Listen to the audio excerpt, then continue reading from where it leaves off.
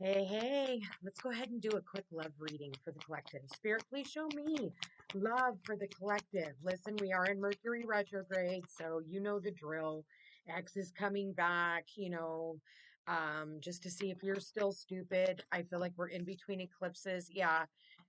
Reflection, give each other some space at the moment, trust and have faith that all will work out for the best. And then we've got passion, a magnetic and seductive quality surrounds you at present. Enjoy it.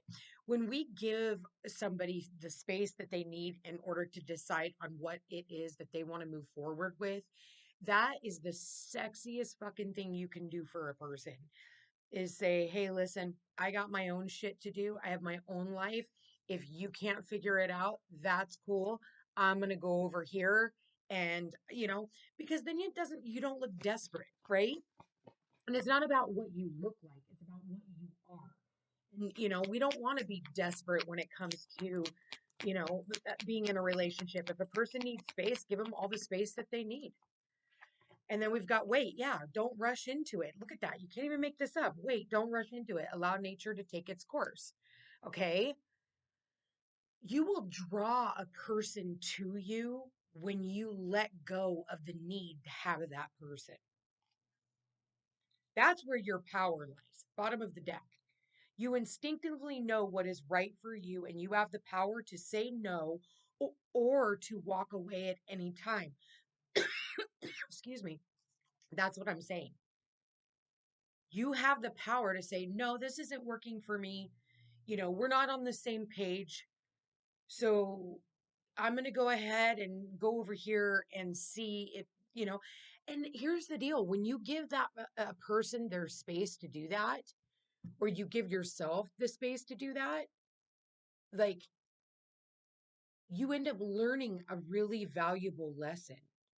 So you already instinctively know what's right for you, and you need to know you need to know how to proceed with that knowledge. And that's entirely up to you whether or not you're willing to do that or not. I feel whoever it is that I'm tapped into is. I feel like you're absolutely, if you want a power couple, because that's what I see here, with power as the overall energy. That's so funny because right underneath that, look at that. It is important for you to, it is important right now to take a step back and spend some time alone instead of placing your focus on another. Now is the time to give to yourself. We spend so much of our lives focusing on somebody outside of ourselves. That's why the South Node is in Libra right now. Libra is about relationships, Aries about self. Okay. The I versus the we. With that said, South Node is in the we, which is that's the dragon's tail. That's where, or the serpent's tail. It's like, swiping everything away. And then the head, which is the north node in Aries, is more of I want my solitude, I want my freedom, I want to be alone. So you're going to have a lot of people who go normally towards the south node because that's what they're accustomed to in this lifetime, or in other lifetimes too. They always go towards the relationships. And it's like we need to be going towards the self right now. North node towards the self. Unless you're a Libra, then you need to be going towards your partnerships.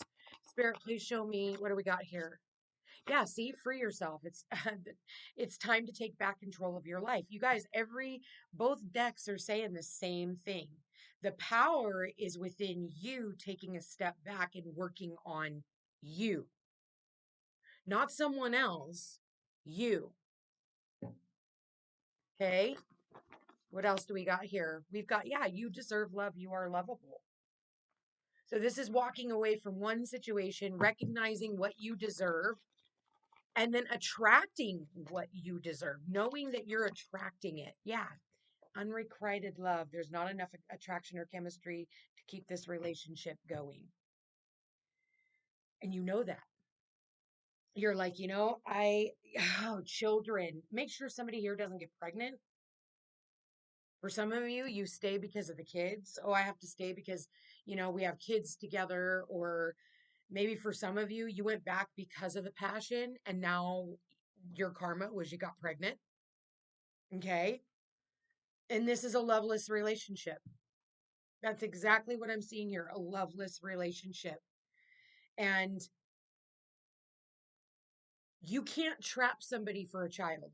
I'm gonna call it for what it is. You can't, like, some women will purposefully get pregnant just to trap a person because of the vision that they have about how they want things to be, but that's just not how it is. Because at the end of the day, no matter how many children you put into a relationship, if there's no love, there's no bond. And what are you going to do? You're going to teach the kids to stay together and make mommy and daddy miserable, just to stay together for the children? How would your kids like to know that you guys were making, use them as a scapegoat to make each other fucking miserable? Yet the kids are the collateral damage. They're going to be pissed, and they're going to have all kinds of childhood trauma that they're going to be working through when they're our age. Do what's right when it comes to your kids, you know? I feel like, this is where you take back your power. This is where, you really sit back and reflect on your past patterning of what you've done in past relationships. And maybe for some of you, this is something that you witnessed with your own mother. I remember one time, oh my God, I'll never forget this. When I first started my business, like, 7 years ago, right? Uh, this one lady came in and she had 6 kids. She was pregnant with at that time, all with different fathers, and each one of them was married to someone else. And so what she was trying to do is break up a family to get them to come in and help her raise not only their now baby, but it was like she was getting pregnant on purpose just to trap somebody and have them save her. And I've seen this firsthand, and I'm like, what the fuck are you doing? Do you understand what you're going to do, what you're doing to these kids? And this is because of a childhood wound of her own. You know what I mean? Like, and there's so many people out there like that. I mean, fuck, my birth mother, mind you, I was adopted, but my birth mother, she had 9 kids with, like, God knows, I think like 6, 7, 6, I don't know. I don't even know how many different fathers she had for all of her kids. I have no clue. But I just know that she had 9 kids. And then my birth father also had like 6, 7 kids or something like that. I don't know. And he had like 3 or 4 baby mamas. Like, oh, and I'm not knocking people who have children with different, fathers and whatnot. But I am when you want them to, like, you think that this person's going to come in and save you, and then you end up right back in the same situation, just different player in the game, or you end up in a toxic relationship just to have somebody there in hopes that they're just going to, fix it. They're not fixing anything, and neither are you by doing this kind of shit. So, yeah, you know what to do. And for some of you, you're just waiting on it. You're just kind of sitting back and, you know, I think for some of you, you've reflected long enough. You know if this is a person that's worth being with or not. Tell me I'm wrong. You already know. Ah, crap. Okay, that card's all the way up there. And on the floor face down. So, okay, so what did we get? We got rose quartz. Rose quartz heals heartbreak, attracts new romance, and encourages self love. Turn to this rose colored stone when you want to call in a new lover, mend wounds, or overcome feelings of jealousy or insecurity. It can also bring luck to your love life. To work with rose quartz, place the crystal on your heart and think of something that makes you feel calm. Take several deep breaths and send tranquil, loving thoughts to your heart. So we got and then we got sweeten the mood. This spell is perfect when you need to add a little sweetness to your love life. Maybe you had a disagreement with a partner or got off on the wrong foot with a potential love match.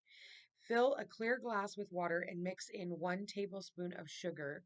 Write the name of the object of your affection on a piece of paper and place the paper in the water. Leave the glass near a window in the sunlight for 2 days. This will sweeten the situation and bring more tenderness to your relationship while simultaneously softening negative emotions. Okay? Um, I feel like a lot of the time, too, you guys act like children. Whoever this is, like, you guys are acting like children. What does this person want to say to you? What does this person, not like it fucking matters. Like when I look at this, Spirit, the center of the reading is you deserve love. You are lovable. But your your impression of love is people who don't give you what you deserve. It's not about that equality or give and take. It's like they're wanting their freedom. They're wanting to be young and be a kid again. They don't want to fully give themselves. Yeah, they'll tell you that you're beautiful, and maybe they do think that you are beautiful. You are so beautiful.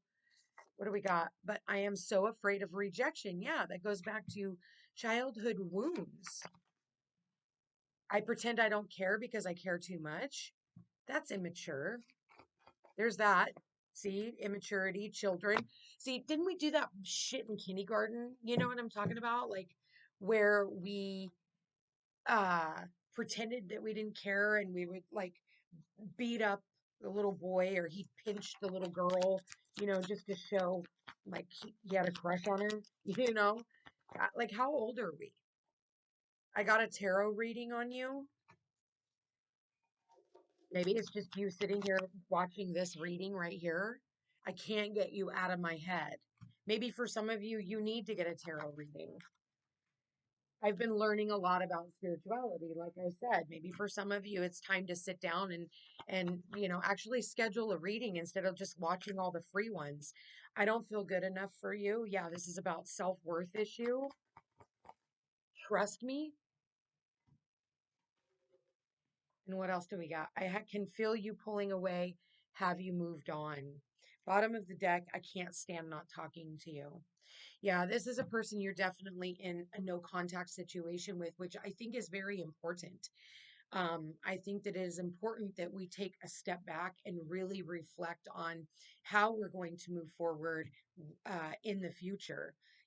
Can you trust this person? Is this someone that you can, go the long haul with? I feel like for some of you, you're either it's you or them. One of you is like at this place where you're just kind of like you're throwing your hands to the wind and just saying, okay, whatever, however the chips may fall. That's what I'm getting. However the chips may fall. Mm. All right. Any other last messages, Spirit, for the collective? Any other last messages? Yeah, intense. Yeah, this was an intense connection. The intensity of a true soul connection includes great highs and great lows. It doesn't have to, listen, I don't feel like it has to get to such an extreme though. And I feel like, with this situation, someone here definitely wants to be free. And I feel like maybe the intensity was the sexual connection because I see the passion here as well.